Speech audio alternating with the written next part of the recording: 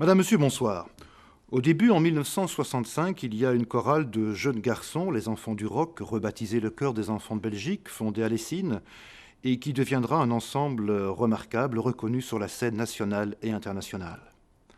À la fin, en 1998, il y a une condamnation à 8 ans de prison pour le directeur de cette chorale, reconnu coupable de faits de mœurs et d'attentats à la pudeur avec violence et menaces sur des enfants mineurs, tous chanteurs dans sa chorale.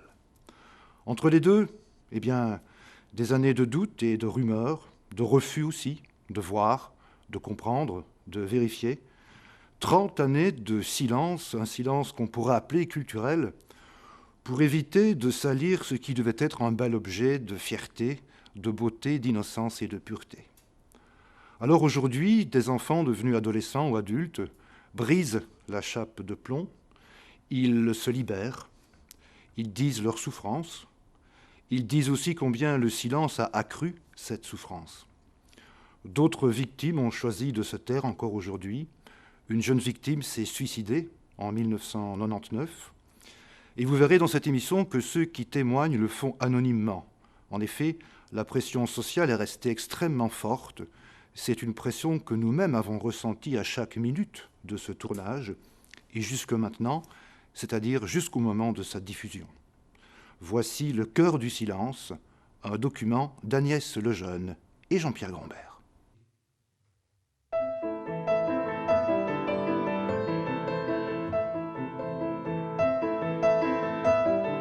Je ne savais pas que ça puisse être aussi grave. Et alors, une image s'est présentée à mes yeux, les oiseleurs du village où j'habitais qui crevaient les yeux des pinceaux pour les faire chanter dans le noir. Alors, dans la nuit, les pinceaux chantaient toujours et toujours mieux. Et j'ai trouvé que Francis Delvin avait fait la même chose avec les enfants de la chorale, qu'il les avait pris et qu'il les avait détruits en quelque sorte en les faisant chanter.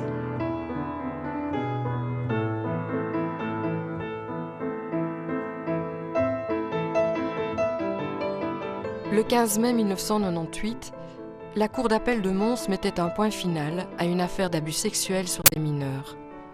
À l'issue du procès, le prévenu fut condamné à 8 ans de réclusion ferme, 10 ans de privation des droits civiques et politiques, 20 ans d'interdiction de tout contact avec des enfants.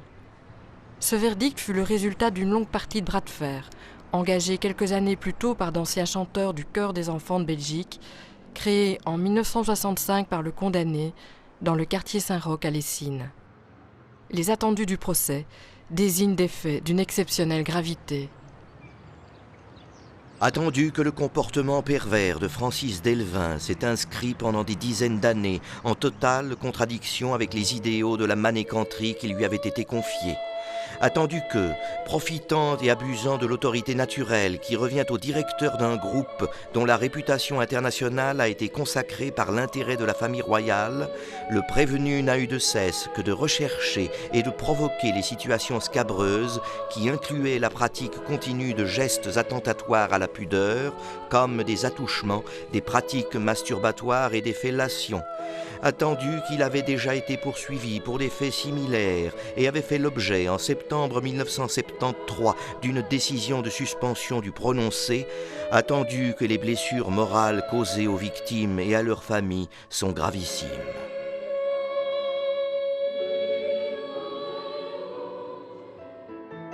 C'est en 1996 que Jean dépose plainte contre Francis Delvin. Il a été membre de la chorale de 1985 à 1990. J'avais 7 ans. On était fiers quand même de faire partie de cette chorale. Quand on donnait des concerts, qu'on était en uniforme, il y avait toujours une grande joie de pouvoir faire ces prestations et d'être applaudi à la fin. Ouais, c'était une fierté, c'est clair. Donc moi, au départ, il m'est rien arrivé de 7 à 11 ans. Il n'y a vraiment rien eu du tout, quoi. Et c'est petit à petit qu'il a su m'avoir dans son filet. Et c'est vrai que je crois qu'à un moment, je l'admirais vraiment. J'avais peut-être même plus d'admiration pour lui que pour mon père, parce qu'il représentait vraiment beaucoup de choses à nos yeux, quoi. C'était, je dis, tout ce prestige, puis il faisait vraiment tout pour nous. Quand les abus sont arrivés, moi j'étais comme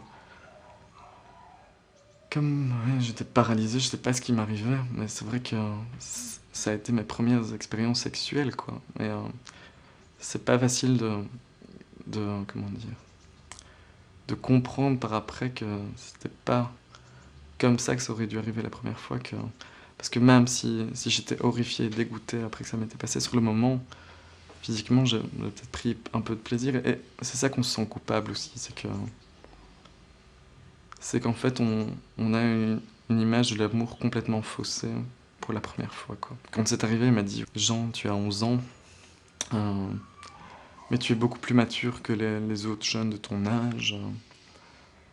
Et ce qui se passe entre nous, c'est quelque chose de fort, c'est de l'amour. » Et pourquoi ne t'était-il pas possible de parler de ce qui s'était passé à tes parents ou à un adulte de ton entourage? Parce que, je sais pas, j'étais vraiment... Je vous dis, quand ça m'est arrivé, j'étais tellement dégoûté, effrayé, j'avais peur, quoi. Et je vous dis, Delvin m'avait pas menacé, mais puis même, j'aurais pas su mettre les mots justes sur ce qui m'était arrivé. Je me sentais coupable aussi, donc je me sentais responsable, oui, que c'était de ma faute, quoi, que je m'étais laissé faire, en fait, que j'avais été faible. On se demande comment le secret a été si bien tenu, finalement. Et à ton avis, quelle était la recette pour que le secret tienne si longtemps? C'était lui, le chef d'orchestre, qui tenait toutes les ficelles. Hein. Et il n'avait pas peur de faire du chantage. C'était subtil, mais il savait comment tenir les gens à carreau, quoi. Lorsque tu as pris cette décision de quitter la chorale, tu avais 11 ans seulement. En fait, j'étais en pleine mue vocale, donc j'ai prétexté cette excuse-là vis-à-vis de mes parents pour dire que je quittais la chorale, quoi, que je voulais plus chanter parce que je muais et puis que ça me plaisait plus, quoi. Mais il a eu le culot de venir chez moi un jour, quoi. Et je n'étais pas là, j'étais à l'académie au cours de solfège. Et ma mère lui a ouvert la porte et lui a dit « Écoutez, si vous voulez lui parler, vous pouvez aller le rechercher à l'académie et en discuter avec lui. » Vu qu'elle aussi, elle trouvait que c'était dommage que j'avais quitté, quoi. Et donc je m'en souviendrai toujours de ce jour-là, où il était devant le perron de l'académie. Moi, je l'ai vu en fait de loin et il m'avait pas vu tout de suite et j'ai essayé de trouver une autre issue pour pas devoir rentrer avec le voir, lui parler. Et en fait, j'ai été forcé de sortir et de rentrer avec lui, quoi. Donc, on était dans la camionnette de la chorale et de nouveau, le discours flatteur. Jean, tu as 11 ans, tu sais très bien que ce qui se passe entre nous, c'est de l'amour, je vois pas pourquoi tu me quittes comme ça. Il m'avait acheté des cadeaux, etc. Moi, en fait, je n'ai rien dit. Quand il est arrivé devant chez moi, j'ai pris... Il m'avait en fait offert le premier CD qu'ils avaient sorti de la chorale. J'ai pris le CD, je lui ai jeté à la figure et je suis rentré chez moi, j'ai fermé la porte à clé, je me suis enfermé dans ma chambre. Et en fait, ma mère était dans le jardin. Elle s'est pas rendue compte de ce qui s'était passé. Puis après, elle m'a demandé comment ça s'était passé. Je lui ai dit que calmement, j'avais dit que je voulais plus recommencer. Et puis voilà, quoi. J'avais tellement refoulé ça au fond de moi que parfois je me demandais si c'était pas un rêve ou... J'avais pu distinguer la réalité de ce qui était réellement arrivé. Mais il a fallu que j'ai des gros problèmes en fin de retour pour que ce problème ressurgisse d'un coup. Et ce qui a fait que c'est sorti, ça devait sortir. J'ai rédigé une lettre en expliquant ce qui m'était arrivé. Et j'ai envoyé ça à une quinzaine, vingtaine de parents de chanteurs qui étaient encore à l'époque à cette chorale. Donc, elle est datée du 10 octobre 1996. Donc, je commence « Chers parents, vous trouverez peut-être les propos qui vont suivre choquants, mais malheureusement ce n'est que la stricte et triste vérité. Le pourquoi de cette lettre est le suivant. J'ai été victime d'abus sexuels de la part de Francis Delvin durant les derniers temps avant mon départ de sa chorale. Après n'avoir rien dit à mes parents, ni à qui que ce soit pendant plus de 6 ans, j'ai finalement déposé plainte en mars 1996 à la police judiciaire de Tournai. Sachez qu'avant et sûrement après moi, il y a eu d'autres petits chanteurs. Certains qui n'ont rien dit et qui ne diront jamais rien, je le sais par expérience, et d'autres qui ont porté plainte qui n'ont jamais abouti. En tout cas, moi, je ne lâcherai plus le morceau. Delvin continue sa chorale et a toujours la possibilité de faire ce qu'il veut avec ses petits chanteurs en toute impunité. Je voudrais maintenant qu'il paye pour ce qu'il a détruit chez moi et chez d'autres. Mon devoir était de vous en avertir. Certains parents ont été furieux que mon petit-fils ait écrit ça. Et ils ont dit que c'était pas vrai, etc. Parce que ces gens voulaient rester dans cette gloire de la chorale du rock, quoi. Les parents l'admiraient, ils confiaient leurs enfants vraiment pour qu'ils fassent d'eux quelque chose de beau et de bien. Ils les entraînaient partout, il a été partout. Finalement, on ne voyait que le dessus du panier. On ne voulait pas voir la vérité. Nulle part, ni dans les églises, ni à la justice, ni rien. Personne ne voulait voir la vérité. Mon petit-fils était à bout et je ne savais plus vers qui me tourner pour pouvoir l'aider. Alors je me suis dit, je vais quand même aller à l'évêché. Alors nous sommes allés à deux à l'évêché et quand on nous a fait asseoir et ce prêtre est venu donc et il a parlé et il a dit que nous avions mal interprété la Bible parce que ça aurait été beaucoup plus dur pour lui si c'était le jugement dernier qui avait tranché ça. Donc il fallait attendre que nous soyons tous morts avant qu'il soit puni. J'ai pitié de mon petit-fils et je l'ai regardé, j'ai vu qu'il était complètement atterré. Alors il est parti, lui, il est sorti directement. Alors j'ai dit à ce prêtre que c'était vraiment dégoûtant la façon dont on nous recevait et que c'était la façon de Ponce Pilate, donc de se laver les mains plutôt que d'agir. Voilà. Ça, c'était le premier contact. Alors après, nous avons essayé, d'autres parents et moi, d'atteindre encore des gens à l'évêché, à Lessines, etc. Et ça a toujours été le rejet total. On ne nous écoutait pas, on nous renvoyait, on nous ridiculisait, c'est tout. Mais on ne s'imaginait pas, moi, pour la première, que ça pouvait aller aussi loin dans la destruction de ses enfants.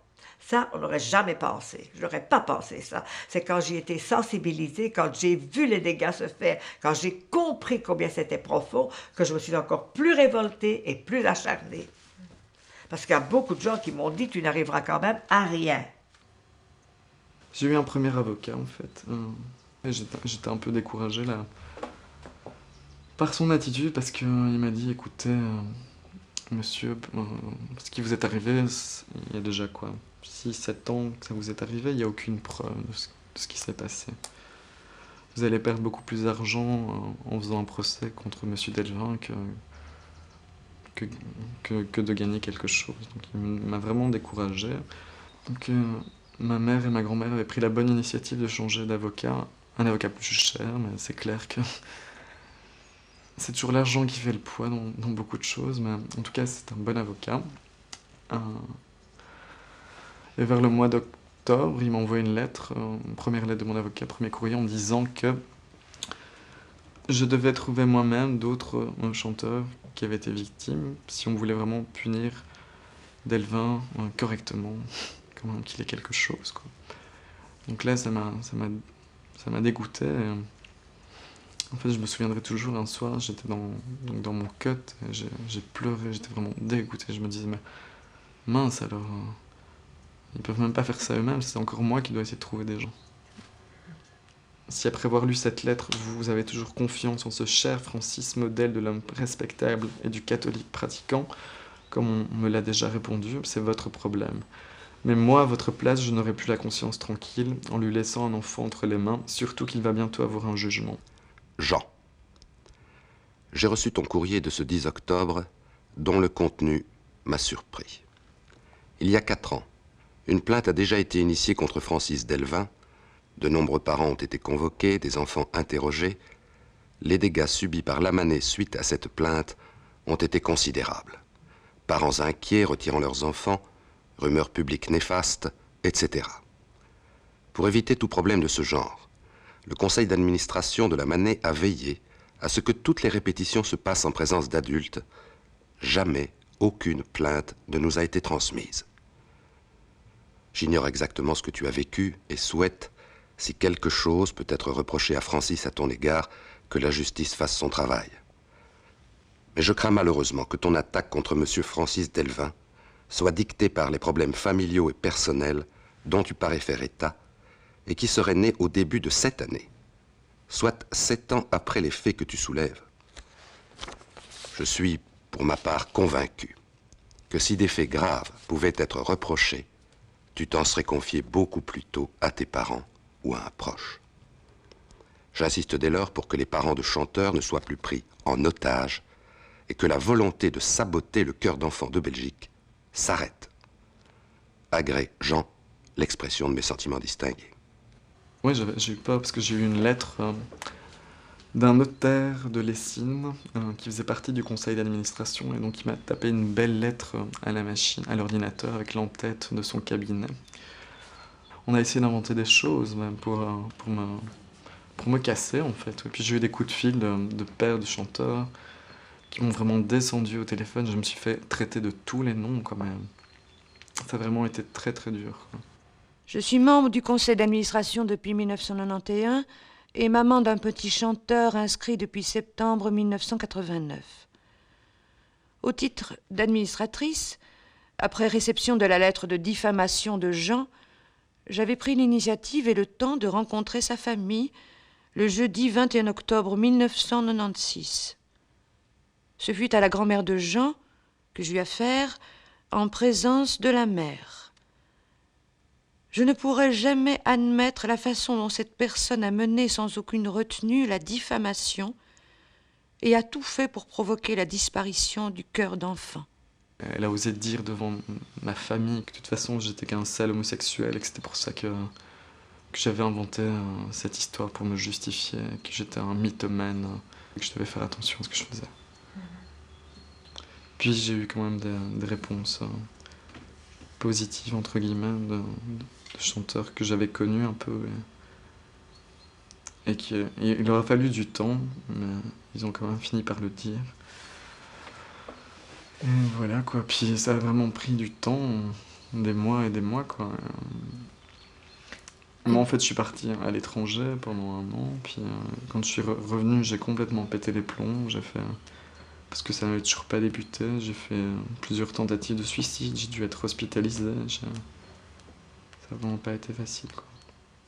Ils ont en tout cas fait preuve d'un grand courage pour témoigner. Et l'on sait que pour certains d'entre eux, ça a été très difficile. Ils ne peuvent que mentir. C'est impossible. C'est effectivement le déni le plus total. Il n'était pas possible que cela puisse être vrai. Parce que le cœur des enfants de Belgique, c'est beau, c'est grand, c'est propre. Et tout quiconque dit le contraire est un hérétique, un menteur, un perturbé psychologique. Ça a été écrit par des notables.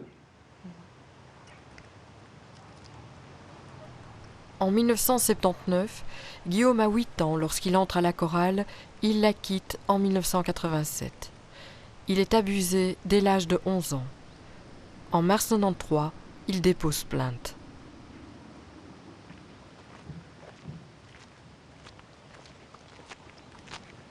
J'étais persuadé qu'il y avait d'autres victimes. Je voulais savoir si d'autres personnes avaient vécu la même chose que moi. Donc j'avais des soupçons sur certaines autres victimes. Je me dis, ces garçons-là doivent avoir eu un problème avec lui. J'en avais même parlé à la PJ à ce moment-là, pour qu'ils essaient de les interroger, pour qu'on essaie de les aider aussi. Et je sais qu'il y a eu une enquête, mais j'ai appris qu'il y avait eu une enquête seulement en 1997, lorsque j'ai découvert à cette époque, donc en 1997, dans les PV, que, par exemple, M. Delvin avait reconnu les faits sur moi et sur d'autres personnes en 1993. Je me suis senti moins seul. À la fois, j'étais moins seul et en même temps, j'étais attristé de voir qu'il y avait d'autres personnes et surtout tant de nouvelles victimes. Le choc, c'est de rencontrer des victimes qui sont, je sais pas, 10 ans plus jeunes que moi. Ça, c'était vraiment un choc. Pardon ? Et qu'au fond, la plainte que vous aviez déposée, si elle avait été prise au sérieux, elle aurait pu empêcher que cette affaire continue. Oui. Pour moi, ça, c'était un choc.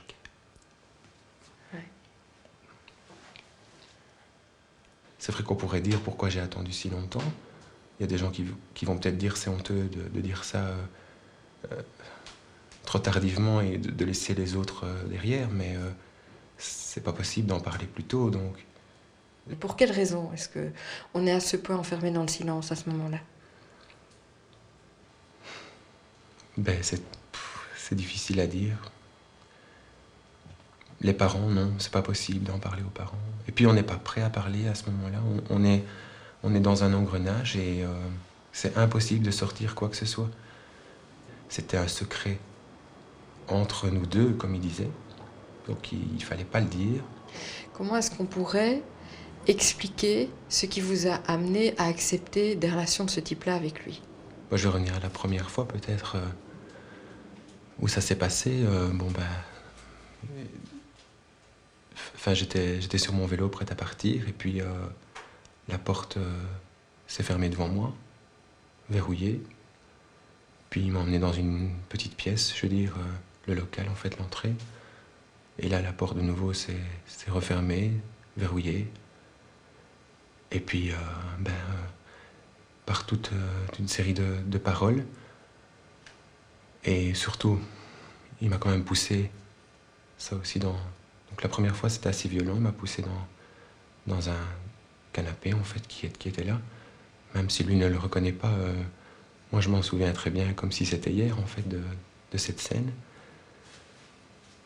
Il s'est retrouvé nu, et puis moi aussi, et je veux dire,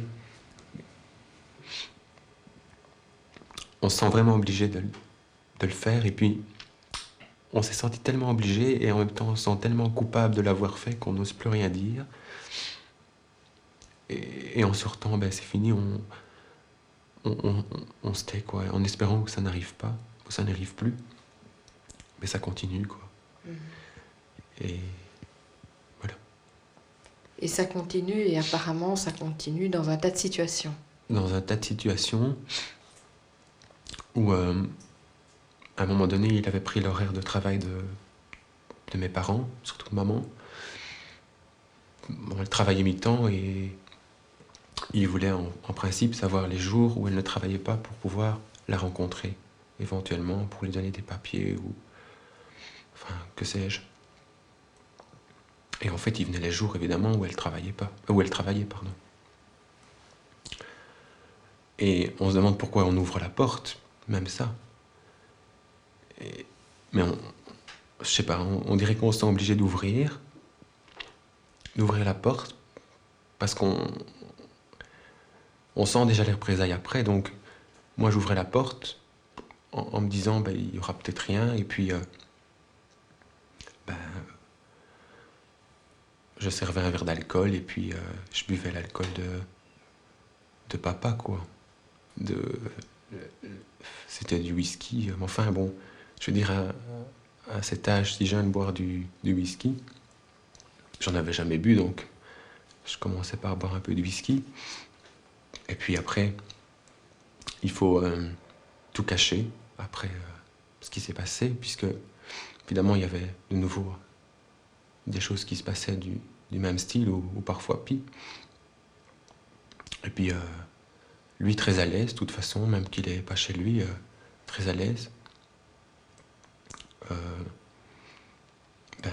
Après son départ, j'efface toutes les traces, quoi.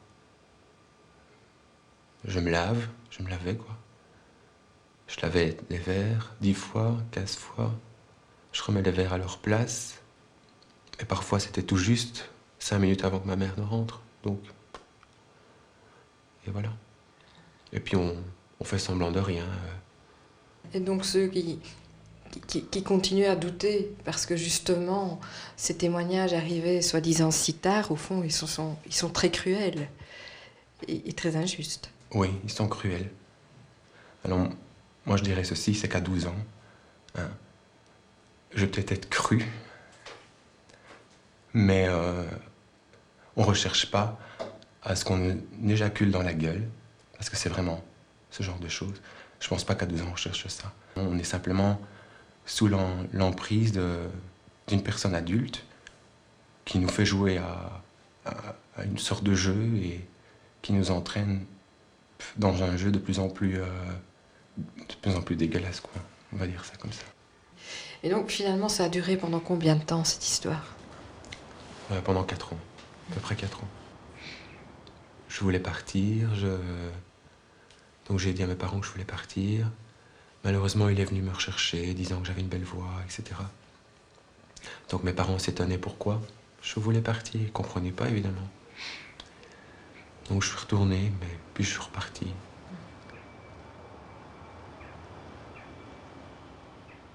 En 1968, Jean-Pierre a 5 ans et demi lorsqu'il entre à la chorale. Il la quitte en 1986. Il a été entendu en 1993 par la police judiciaire à la suite de la plainte de Guillaume. Jean-Pierre avait été abusé dès l'âge de 7 ans. Si j'avais su qu'il y avait quelque chose vers laquelle je pouvais me tourner, et je pense là essentiellement à un numéro de téléphone anonyme, ou même j'aurais pu simplement décrocher, même sans parler, mais savoir que oui, il y avait quand même une bulle d'oxygène, il y avait une espèce de petite lumière. S'il y avait eu ça, ne fût-ce que ça. Je me suis retrouvé face à un inspecteur de la PJ, et je ne sais pas, les conditions. Bon, j'avais quitté la manécanterie depuis un certain temps. Je faisais mes études à l'extérieur. Je crois que là, ça a fait du bien d'en parler, en fait. Donc, moi, j'espérais qu'un jour ou l'autre, l'affaire éclate au grand jour et que Francis Delvin ne pourrait plus approcher les enfants.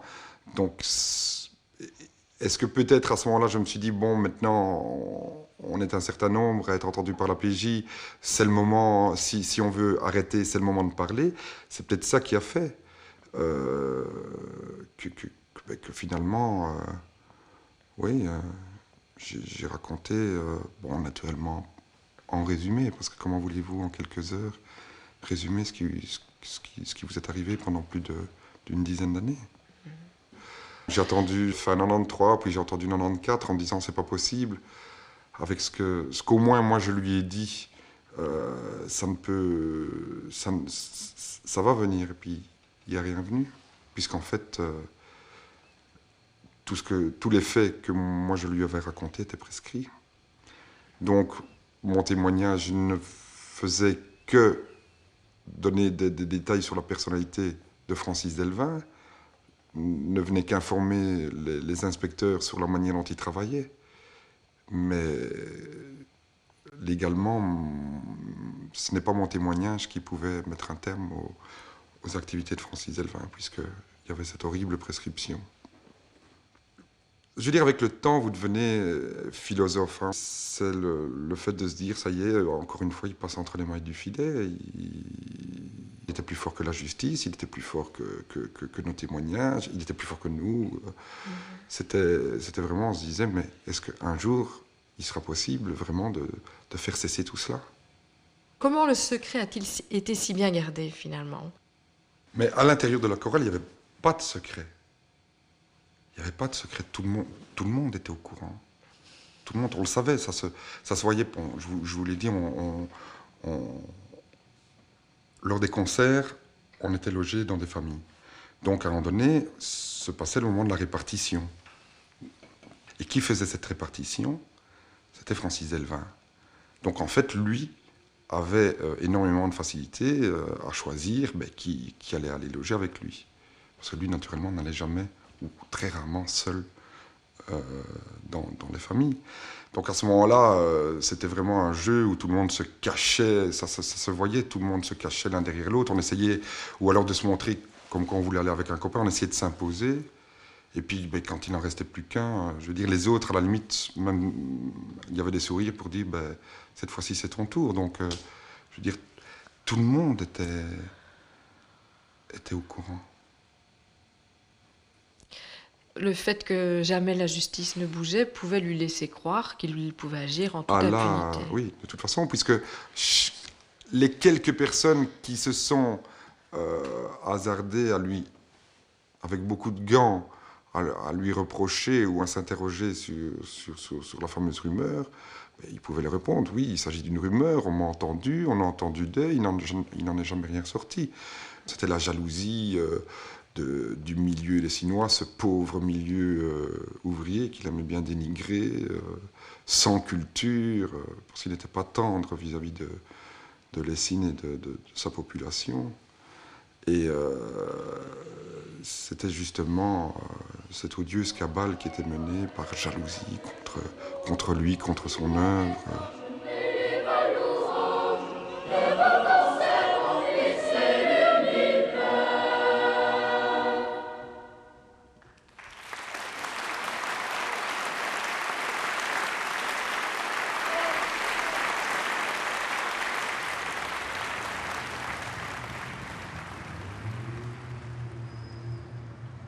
C'est en 1973 que Francis Delvin eut affaire pour la première fois à l'institution judiciaire.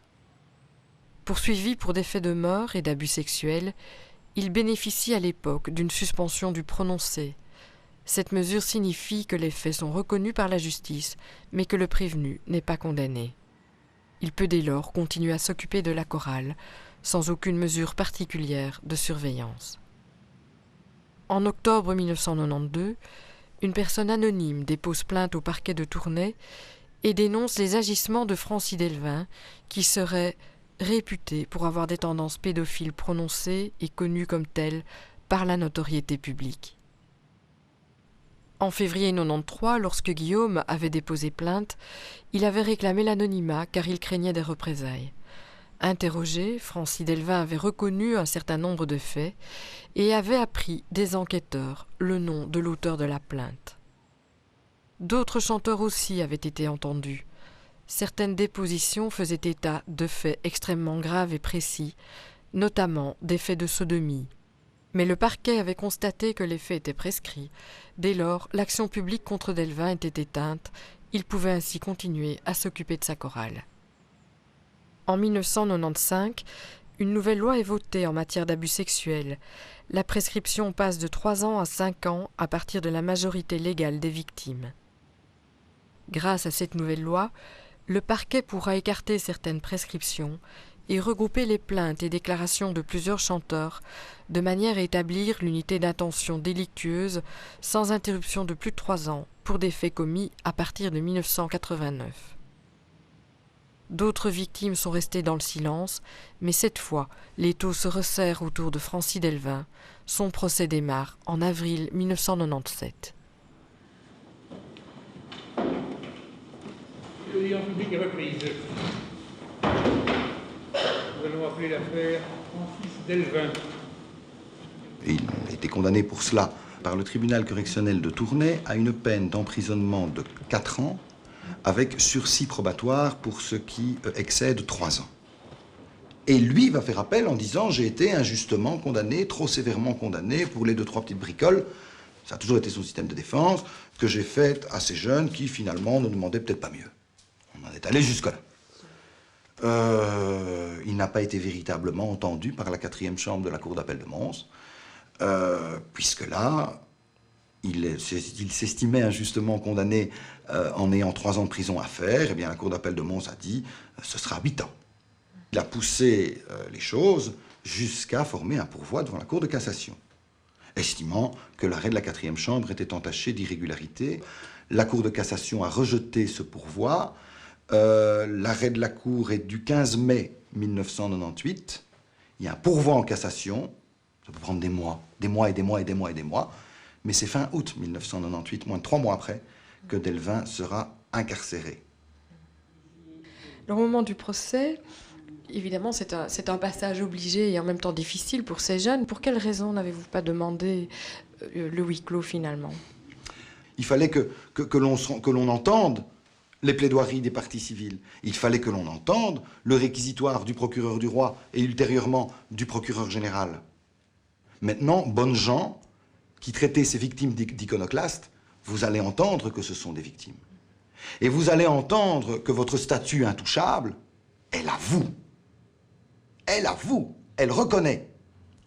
Mais madame, après que Delvin eut reconnu les faits, ou une partie des faits, parce qu'il a toujours voulu minimiser, mais eut reconnu une partie des faits en audience publique, toute la presse étant présente et faisant rapport, il s'est encore trouvé des gens pour venir dire à la famille de Jean ou à la famille Reiter, c'est scandaleux ce qui s'est fait, votre fils, vos fils ont cassé l'image de la ville, de la région.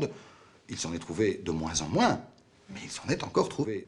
Ils nous ont demandé, en fait, nous, aux 7 victimes qui étaient là, si on voulait un huis clos ou pas. Et nous, en fait, on pensait que ça aurait été à tort vis-à-vis de nous. Ça aurait été encore dans le sens de Delvin. Donc on a dit non, quoi. On ne s'imaginait pas qu'ils allaient lire les dépositions en détail de tout ce qui nous était arrivé devant tous les parents, tous les gens qui étaient dans la salle. Donc ça a vraiment été très, très dur, quoi. On a entendu des choses horribles, quoi. Au-delà de l'entendement, quoi. Sur le moment, on se dit, bon, le huis clos, ce serait mieux parce que on n'entendrait pas tout ce qui nous est arrivé, je veux dire, physiquement, ou sexuellement, ou mentalement. Et d'un autre côté, je me suis dit, s'il y a des gens de l'Essine qui sont présents, au moins on ne nous posera plus des questions, au moins ils sauront pourquoi, et au moins on ne fermera plus les yeux. Mais c'est vrai que des lettres de témoignage ont été dans le sens de le protéger durant son procès. Je n'ai été témoin ni d'un mauvais geste, ni d'un sous-entendu qui aurait pu me mettre la puce à l'oreille venant de mon fils ou des autres enfants alors que j'étais à leur écoute. La technique vocale est exigeante. Et à plusieurs reprises, j'ai vu M. Delvin apprendre la respiration abdominale, la position du corps et de la bouche, qui veut que l'on touche un enfant, ou que l'enfant constate au toucher comment le chef respire lui-même, en mettant la main sur le ventre, en détendant les membres. Cela ne m'a jamais choqué, ni mon fils, ni beaucoup d'autres. Il pouvait faire sortir le meilleur des âmes de ces jeunes dans un climat difficile et si souvent décourageant. D'ailleurs, il a élevé son cœur à un tel niveau qu'il provoqua autant l'admiration et le succès que l'envie. Son seul défaut est peut-être sa sensibilité exacerbée d'artiste, sa naïveté et sa crédulité. En dépit des égarements dont M. Delvin ait pu se rendre coupable dans un passé lointain et que la justice appréciera, nous lui gardons notre estime et notre confiance. Cette affaire, très délicate, bien sûr, me paraît cependant beaucoup plus complexe qu'on ne pourrait le croire à première vue. Il m'apparaît en tout cas que certaines accusations ou témoignages tiennent plus du règlement de compte et de la volonté de détruire l'association que d'une saine intention de vouloir faire quelque œuvre utile et salutaire. Ce qui me surprend tout d'abord, c'est que pendant près de 20 ans, je n'avais jamais reçu la moindre plainte, n'avais jamais entendu la moindre réflexion concernant le comportement de Francis Delvin, tant du côté des enfants eux-mêmes que de leurs parents. Il ne m'appartient pas de statuer sur la véracité des dires des uns, des autres, mais connaissant la franchise de M. Delvin, dont preuve tout ce qu'il a reconnu clairement, je ne mets absolument pas en doute sa parole pour tout ce qu'il dénie. Je doute cependant de l'honnêteté de la démarche de beaucoup d'autres. Personnellement, je croirais vivre la fable de La Fontaine, les animaux malades de la peste. Je peux pas comprendre, non. Parce que si ces gens avaient parlé, ben au moins ça se serait peut-être arrêté déjà beaucoup plus tôt. S'ils n'avaient pas mis un frein à toute cette histoire, ben ça serait terminé depuis peut-être beaucoup plus longtemps et on n'en arriverait pas à autant de victimes aujourd'hui. Donc je me dis qu'il faut absolument que les gens prennent conscience qu'il faut parler. Vous avez quand même fini par obtenir que ce dont vous aviez été victime soit reconnu par la justice. Est-ce que ça vous a permis de tourner la page? Était-ce suffisant? Bah oui, d'un côté, oui, parce qu'on a reconnu ce qu'on a subi. Mais je veux dire, ça ne réparera pas ce qui nous est arrivé, quoi. Il s'est jamais excusé devant nous, quoi. Il n'a jamais émis aucun regret devant un juge ou quoi que ce soit. D'ailleurs, on lui a fait la remarque au tribunal qu'il n'avait aucun remords quoi, de ce qu'il avait fait, qu'il réalisait pas en fait. Ce type, il se rend pas compte de ce qu'il a fait. Quoi. Parce que moi, il m'a fallu du temps, parce que j'ai une vision complètement biaisée, faussée de l'amour. Quoi. Pendant 4 ans, ça a été très mal, mais maintenant ça commence à aller beaucoup mieux. Et finalement, je crois que je vais m'en sortir beaucoup plus fort de tout ça, mais j'ai eu des périodes très dures. Quoi. J'aurais pu mourir aussi. Quoi. Et il y a eu aussi un mort dans l'histoire, quoi, Jean-François. Et lui, quelque part, je me sens un peu coupable aussi pour ce qui lui est arrivé à lui. Quoi. Jean-François s'est donné la mort le 22 janvier 1999, à l'âge de 19 ans. Jean-François avait été signalé comme victime par Jean. Jean-François Reiter, entendu à ce moment-là par la police judiciaire, va dire qu'il ne s'est rien passé. Grosse déception de Jean. Et nous savons qu'il s'est passé quelque chose. Et j'ai le sentiment, il n'est malheureusement plus là pour le confirmer, mais j'ai le sentiment que Jean-François a peut-être voulu se faire justice à lui-même, déçu qu'il était à tort, de la manière dont la justice gérait le cas de Jean. Et donc, Jean-François Reiter a été amené à porter un ou plusieurs coups au sieur Delvin lors d'une manifestation publique, d'une fête qui s'est produite à Lessines. Et là, lorsqu'il a été entendu sur plainte de Delvin, pour cause et blessure, par la gendarmerie de Lessines, si ma mémoire est exacte, il va dire, écoutez, ben voilà, si j'ai fait tout cela, c'est parce que ce personnage a commis sur ma personne des attouchements que j'ai toujours voulu nier. Je l'ai d'ailleurs nié à la police judiciaire, mais maintenant, je dois parler. Est-ce qu'on peut dire que Jean-François, ayant été victime de ces abus, a pu espérer pendant un certain temps pouvoir se défaire de cette histoire tout seul? Je crois que c'est ce qu'il espérait, c'était pouvoir surmonter tous ces problèmes seul. Et je crois que là, il avait compris le système. Il m'a dit plusieurs fois, « Maman, c'est à moi à m'en sortir, on ne peut pas le faire pour moi. » Et je crois que M. Delvin a profité de la sensibilité et de la bonté de notre fils. Parce que bon, il lui a dit, comme il a sans doute dit à tout le monde, tu es mon seul ami, j'ai besoin de toi, toi seul peux m'aider dans mes problèmes. Et voilà, mon fils voulait aider, il voulait l'aider. Parce qu'il me disait parfois, Francis n'est pas bien, je vais aller un peu après l'école, je vais aller chanter un peu parce qu'il a besoin de courage. Francis lui a dit à un certain moment, si tu parles, je suis un homme foutu. Et il avait, en lui montrant un revolver. Est-ce que vous pensez, vous, en tant que parent, qu'il y a peut-être des signaux que vous auriez pu décoder et à côté desquels vous êtes passé? Je crois qu'il y en a probablement eu et que exactement on est passé à côté parce que bon, on fait confiance à l'adulte, ça c'est une chose. Deuxièmement, bon, on fait confiance aussi à son enfant. Ce n'est vraiment qu'à la fin où il a commencé à nous laisser sous-entendre certaines choses. Mais clairement, il ne nous a jamais parlé de ce qu'il avait vécu. Et honnêtement, moi j'ai cru que une fois que tout ce procès, tous ces problèmes-là avaient été résolus et que la justice avait sanctionné la chose, que tout était terminé, que ça allait aller mieux. Et que votre fils allait pouvoir tourner la page. Exactement. Et là, je crois que c'est là qu'il faut peut-être avertir les parents, c'est que quand ça se passe, la page ne se tourne pas comme ça. Et donc, dans les mois qui ont suivi la condamnation de Francis Delvin et même son arrestation, votre fils, contrairement à votre attente, va finalement aller moins bien. Parce que notamment, lorsqu'il a changé d'orientation, donc il a souhaité devenir instituteur. Oui. Et qu'est-ce qui s'est passé à ce moment-là? Alors là, bon, ça lui plaisait énormément, il aimait bien. Et il a commencé ses stages. Et là, il a été perturbé parce que quand il donnait cours, il m'a avoué, il m'a dit, moi je me croyais vraiment à la place de M. Delvin, devant la chorale, et j'avais très peur de faire du mal aux enfants.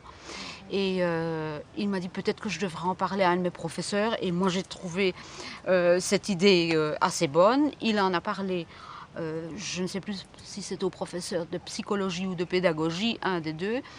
Et cette personne lui a dit carrément, alors stop tes études. Et alors, ayant perdu ses repères et ne sachant plus très bien que faire comme activité, il nous disait toujours que son rêve était de devenir chanteur. Et bon, nous ne sommes pas opposés, mais disons, le chant classique et choral était lié à tout ce qu'il avait vécu et il voulait faire une croix là-dessus et plutôt se lancer dans la chanson moderne. Et bon, il avait quand même participé également à l'un ou l'autre concours, où il avait eu quand même un petit succès, donc ça l'encourageait à continuer dans cette voie. Lucie, Lucie, t'arrête pas, on vit qu'une vie à la fois, à peine temps de savoir. Il a envoyé ses CV un peu partout. Et puis voilà, il a eu une réponse au studio d'Alice Donna. Il pouvait aller se faire auditionner à Paris, ce qu'il a fait, et il a été accepté. Et là, j'ai cru que c'était vraiment, le combat était gagné. C'est ça qu'il a l'air démarrer. Ah oui, parce que quand je l'ai vu après son interview, avec un beau sourire, dire « Je pense que ça a été ». Je trouvais ça magnifique. Et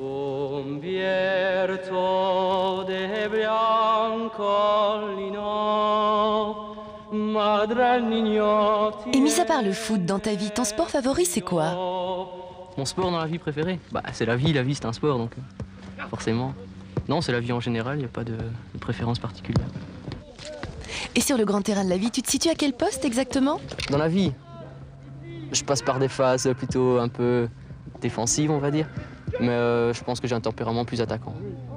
Mais je me laisse vite abattre. Ce que je tiens quand même à dire aussi, c'est qu'il y a certaines personnes du conseil d'administration qui ont fortement noirci Jean-François. Après sa déposition et après l'agression, il en a énormément souffert parce qu'il a été traité de tous les noms, que ce soit dans le train, que ce soit au collège, à l'école où il allait, par des jeunes, par des parents qui lui ont donné tous les adjectifs et bon, ça lui faisait très très mal. Donc au fond, dans l'histoire particulière de Jean-François, il y avait une double procédure où votre fils ayant agressé Francis Delvin, il allait devoir en répondre à son tour. Cette procédure a été reportée une ou deux fois, je crois. Et c'est vrai que Jean-François m'a dit à plusieurs reprises qu'il n'acceptait pas de devoir comparaître comme un coupable. Mais je crois qu'à la fin, il m'avait quand même dit si ce procès est encore remis, je ne le supporterai plus. Et de fait, début janvier, alors qu'une audience était fixée... Il y avait une audience fixée, si je me souviens bien, de la date le 13 janvier. Et j'ai appris le lundi soir par l'avocat que l'audience était reportée parce que l'avocate de M. Delvin n'était pas prête avec son dossier. Et l'avocat m'a même dit, dites bien à Jean-François qu'il ne doit pas revenir de Paris. Je l'ai contacté et là je crois qu'il a eu une très très grosse déception que ce procès était remis et un très gros choc. Je n'y étais pas, mais il m'a dit que pour lui ça avait été la catastrophe et qu'il avait dû être entouré de ses copains. Et le lendemain, il m'a quand même téléphoné qu'il n'était vraiment pas bien du tout suite à cette affaire-là et qu'il rentrait en Belgique. Il est rentré, il ne devait pas se présenter au tribunal. Nous y sommes allés et effectivement, l'audience était reportée. Et la semaine d'après, Jean-François s'est suicidé.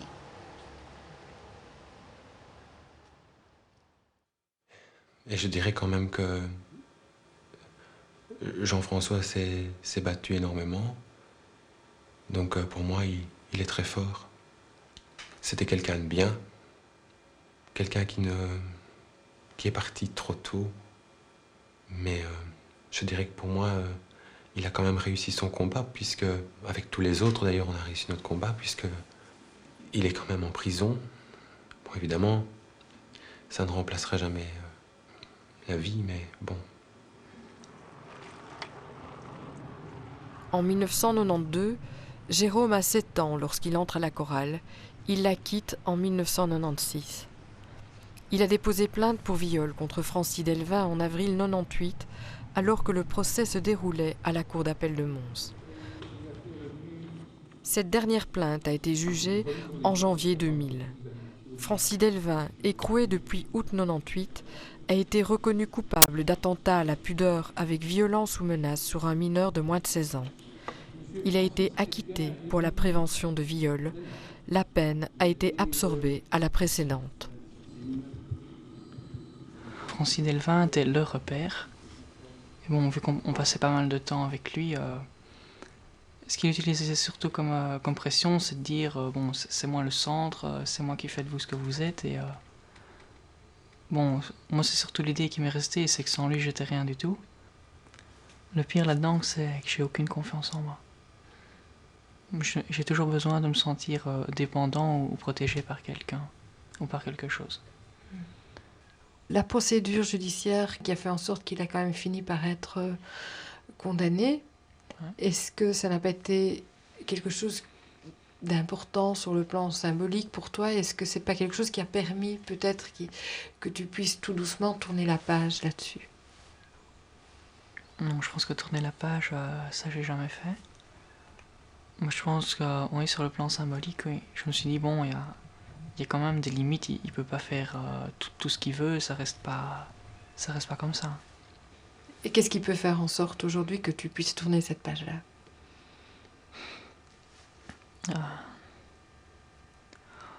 Je pense que le plus important serait que je reprenne confiance en moi. Bon, à partir de ce moment-là, si j'ai confiance en moi, je pense pour l'école ça ira mieux, dans ma tête ça ira mieux, le reste suivra. Et donc, lorsque le procès a eu lieu, que les activités de la chorale ont été suspendues, en fait, tu vois, tu perdais tout. Tu perdais... Ouais, du jour au lendemain, moi je me suis retrouvé je vais pas dire sans rien ni personne, quand même. Pas loin, hein. C'est quelque chose qui continue à être très présent dans ta vie aujourd'hui. Ouais. Ouais, c'est clair, ça prend toute la place. Parfois, je me demande même si ça irait pas mieux maintenant, si j'étais encore à la chorale ou en relation avec Francis Delvin. Parce que bon, ça a vraiment tout chamboulé dans ma tête et moi, c'est sur le niveau social, maintenant, je suis plus rien du tout. Hein. Est-ce que vous avez, avec le recul, l'impression que votre fils a essayé de vous parler ou qu'il était lui-même enfermé dans le silence et que vraiment, vous n'auriez pas pu savoir ce qu'il vivait? Eh bien, effectivement, mon fils m'a parlé. À un moment donné, il m'a parlé du problème de Francis Delvin. Et disons que avec les informations que je possédais, j'ai pas bien traduit ce qu'il a voulu me dire. Il m'a dit à un moment donné, est-ce que tu ne crois pas que M. Delvin est un PD? J'ai dit, Jérôme, je n'ai pas l'impression. Je connais la Manet depuis de nombreuses années. Ça fonctionne déjà depuis une vingtaine d'années, je crois. Et on n'a jamais eu l'écho de quoi que ce soit. En tout cas, moi, en tant que parent, ma femme non plus, on n'a jamais rien entendu. Mais absolument rien. Est-ce que vous avez l'impression que c'était une espèce de sonnette d'alarme que votre fils pouvait tirer? Je crois qu'on peut le dire ainsi, oui, s'il m'en a parlé ainsi, oui, effectivement, parce que bon, c'est pas des choses dont on discute facilement. Si un enfant vient parler de cela, justement, il fallait justement ouvrir grand ses oreilles et être très attentif. Mais c'est vrai que tout le contexte dans lequel fonctionnait la chorale a fait que, bon, j'ai été occulté moi-même et que je n'ai pas saisi, je n'ai pas compris le caractère important de sa démarche. Alors vous avez également engagé une procédure contre le conseil d'administration pour non-assistance à personne en danger. Le conseil d'administration savait très bien que ce n'étaient pas les premières plaintes qui étaient déposées contre M. Delvin. Donc nous avons estimé qu'il y avait beaucoup de raisons pour qu'ils mettent au moins, puisque ce n'était pas la première fois qu'on déposait plainte contre M. Delvin, ils pouvaient au moins mettre les parents au courant de manière à ce que les parents puissent se faire une idée personnelle de la situation et juger par eux-mêmes si oui ou non ils continuent à mettre leur enfant là. Ça aurait pu, en tout cas, aider les parents à avoir une attitude plus adéquate dès le début. Je dirais par exemple qu'en 1996, M. Delvin avait été interrogé. Il a reconnu les faits le 2 juillet et le 5 juillet, je peux me tromper à un jour près, il partait en Suisse avec la chorale. Ça, c'était quand même quelque chose d'incompréhensible alors qu'il était en aveu. D'après mon fils, justement, c'est durant ce voyage que les pires choses sont arrivées. Mais la justice ne vous a pas suivi par rapport à cette argumentation-là? Non. Vous avez été débouté? Oui, parce que le conseil d'administration a fait valoir que eux, dès qu'ils avaient eu connaissance des premières plaintes, ils s'étaient rendus chez le procureur du roi, qu'ils s'étaient renseignés quant à la gravité des faits, qu'ils avaient mis des mesures en place, des mesures dont nous n'avions pas connaissance en tant que parents. Ils avaient décidé, par exemple, que toutes les répétitions devaient se faire en présence d'un autre adulte. Mais tout le monde sait bien que tous les faits ne se sont jamais passés en public devant 25 autres enfants. Donc, ça se passait chaque fois seul à seul, dans des moments bien précis, un petit peu en dehors des heures de répétition, voire même au domicile même des enfants. Hein. Bon, Madame Bourri, vous avez été membre du conseil d'administration de la chorale dirigée par Francis Delvin. Et lorsque je vous ai contacté pour vous demander une interview sur cette affaire, vous avez, dans un premier temps en tout cas, éprouvé beaucoup de réticence pour participer à cette émission. Est-ce que vous pouvez expliquer pourquoi vous aviez du mal à accepter le principe même de cette émission? J'ai encore du mal aujourd'hui à l'accepter, dans le sens que je trouve qu'il y a eu un tel acharnement autour de l'affaire Delvin, beaucoup plus que pour les autres, je trouve quand même, et que c'est ressalir les victimes une deuxième fois.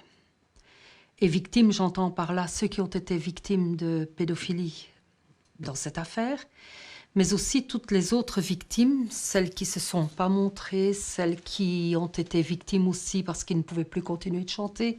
J'en connais qui ont pleuré pendant 1 an et plus, parce que c'était terminé. Et comme disait un de nos petits chanteurs, finalement, dans cette histoire, on a tous été pigeons. Et c'est ça le sentiment général du conseil d'administration de maintenant. Premièrement, d'avoir été victime, je dis entre parenthèses, pour ne pas confondre avec les autres victimes. Mais bon, c'est quand même nous qui avons eu tous les travers autour de cela, tous. Hein? C'est nous qui avons dû nous battre autour de ça aussi pour démontrer justement que nous n'étions pas complices. Donc, au niveau du conseil d'administration, vous pensez que c'est pour des faits qui relèvent toujours du passé? Oui. Il nous a vraiment juré que c'était des choses passées, que c'était lui qui je dis, il avait oublié de grandir, et il avait oublié qu'il était plus qu'un adolescent maintenant et tout. Et on l'a cru. Oui. On l'a vraiment cru. La manipulation allait, c'était pas seulement vers les enfants. Hein. Il faut pas oublier que c'est un adulte qui nous avait, je veux pas dire dans sa poche, mais presque ça. Parce que premièrement, l'œuvre en valait la peine, ça c'est sûr. Le chœur était quand même mondialement connu. C'était de très belles choses. Nous savions, par rapport à ce que les autres chœurs faisaient, quelle place on avait. Et bon, on y tenait, quoi. Ça c'est sûr. Les jeunes y tenaient, nous y tenions. Ça avait de la valeur. Et c'est vrai que de tout temps, il a pu compter là-dessus. Et je ne regrette pas ce temps. Quand on ne sait rien, on ne peut pas se sentir coupable. Loin de là. Loin de là, hein. Mais je suis profondément choquée maintenant qu'on a été abusé par ces paroles. Et ça, c'est grave. Parce que je vous assure que si on avait su, et c'est le sentiment de tout le monde, hein, si on avait su, les histoires ne se seraient pas passées. On aurait pu, mais vraiment on aurait pu arranger ça. Même dans un certain contexte, de le laisser chanter, hein. Mais jamais il n'aurait été seul avec un enfant. Jamais. Et ça, on aurait pu l'arranger.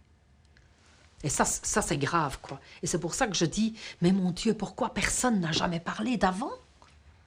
Tous ces adultes qui savaient, parce qu'il y en a quand même qui ont retiré leurs enfants, c'est ce qu'on sait maintenant, parce qu'ils le savaient. Ils l'ont retiré, puis c'est tout. Et lorsque vous avez fini par comprendre finalement qui était Francis Delvin, est-ce que vous avez pensé autrement à ces jeunes-là? Et qu'est-ce que vous auriez envie de leur dire aujourd'hui? Ben, j'aurais surtout envie de leur dire aujourd'hui qu'ils doivent en être vraiment convaincus, que nous n'y étions pour rien, que vraiment on ne le savait pas. Et ils l'ont toujours su. Ces jeunes m'étaient très proches, qu'ils auraient pu me parler ou parler à d'autres, hein, qu'ils doivent être convaincus que si eux savaient, qu'ils doivent se dire que l'autre qui est dans l'ignorance ne peut vraiment pas voir les mêmes signes.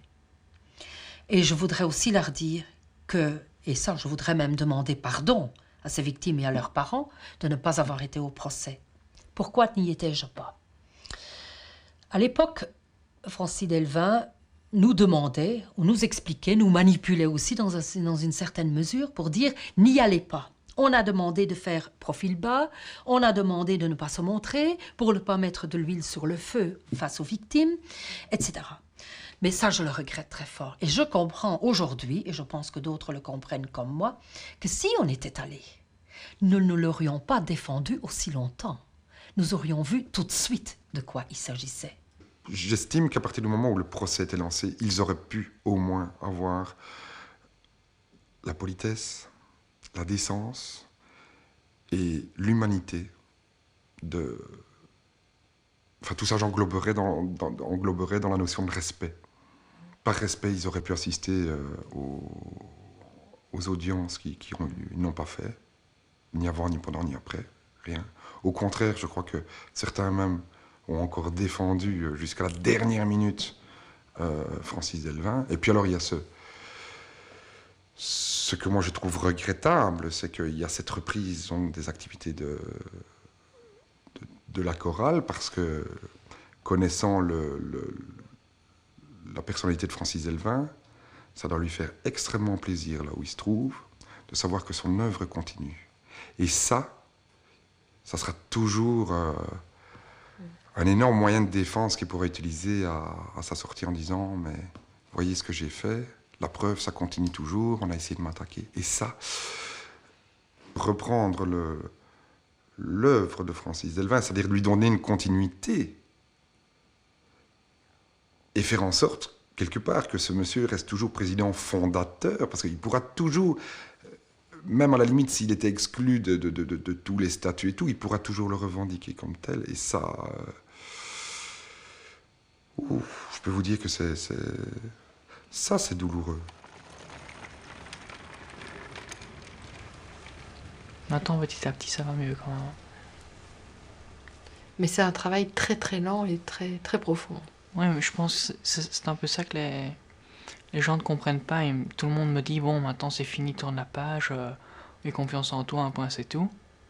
Ouais, bon, ça je le sais aussi, mais c'est pas quelque chose qui se fait en 1 an, 2 ans. Moi, je vois encore des autres jeunes, là, bon, ils ont 40 ans, je sais pas s'ils sont vraiment bien, hein.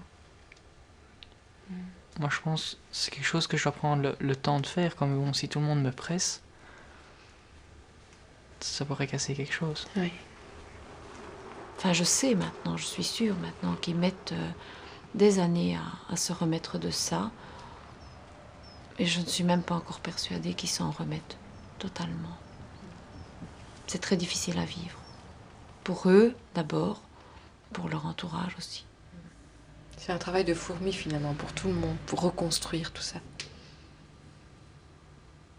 Oui. Mais... Enfin, je crois que le plus difficile, moi pour le moment, je ne suis pas persuadée qu'on sait reconstruire. Tout à fait.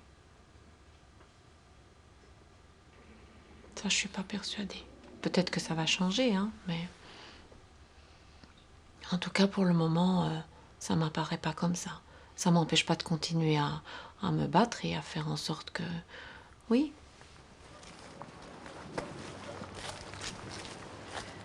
Lorsqu'on entend certains parents, en tout cas d'enfants qui ont été abusés par Delvin, on sent parfois chez eux un grand découragement et le sentiment que leur enfant est détruit, qu'il n'en sortira pas. Qu'est-ce que tu aurais envie de leur dire? Non. Pas détruit, c'est pas vrai. Il faut qu'on efface tout ce qu'il nous a dit. C'est ce que je disais d'ailleurs à Jérôme la dernière fois. Il faut évacuer tout ce qu'il nous a dit. Ou tout ce qu'il nous a dit qu'on ne serait pas ou qu'on n'aurait pas la possibilité de faire. Parce que ça aussi, il nous disait, tu ne saurais pas faire ça sans moi, tu ne saurais pas continuer à chanter sans moi, tu n'es pas capable d'étudier ou de faire des études supérieures. Moi, je veux dire à toutes les victimes, pas seulement celles de Delvin, qu'il y a possibilité d'aller plus loin, dans le sens où, enfin moi en tout cas, tout ce qu'il m'a dit que je ne serais pas, eh bien, je le suis. Donc, c'est-à-dire, je ne pouvais pas arriver sans lui, soi-disant, à faire des études. Ben, je les ai faites. Et je veux dire que ça, c'est peut-être une vengeance plus forte que la décision du tribunal. C'est d'arriver à combattre toutes les émotions qu'on a vécues et arriver à enlever de sa mémoire, partie par partie, toutes les images, même si on a qui restent, mais du moins à les dominer, à les contrôler et à ne plus se laisser influencer par le personnage.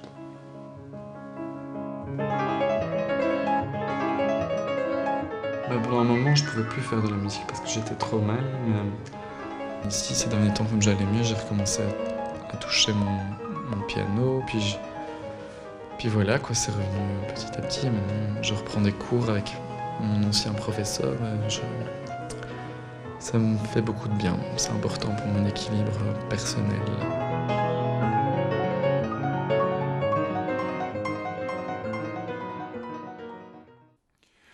Voilà, je voudrais vous signaler qu'il existe à la communauté française un numéro d'appel où les jeunes victimes d'abus sexuels peuvent trouver écoute et soutien. Ce numéro, c'est le 103. Le 103, donc.